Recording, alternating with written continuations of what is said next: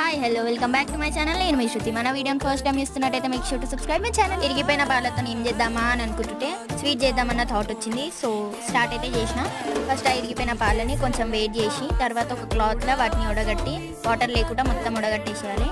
తర్వాత దాన్ని ఒక బౌల్లోకి తీసుకొని కొంచెం బెల్లం, 2 ఇలాచి, 2 బాదం తీసుకొని కట్ చేసుకొని పెట్టుకోండి. తర్వాత ఒక బౌల్ తీసుకొని ఉడగట్టిన పన్నీర్ని ఒక బౌల్ తీసుకొని అందులో ఉన్న వాటర్ అన్నీ ఆవిరైపోయే వరకు కొంచెం వెయిట్ చేసి అది చేస్తుంటేనే ఆ గిన్నె అంతా మాడిపోయింది. మీరైతే ట్రై చేయకండి అసలే, ఏదో తేడాగా ఉందండి.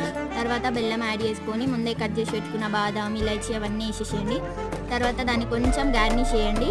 అవసరమైతే నెయ్యి వేసుకోండి, అది ఆప్షనల్. ఇరిగిపోయిన పాలతోని చేసిన స్వీట్ ఇది. సో మీరు మాత్రం ట్రై చేయకండి. ఈరోజు మా మమ్మీ పూజ చేస్తుంది కాబట్టి దేవుని ప్రసాదం కింద ఇదే పెట్టేసినాం.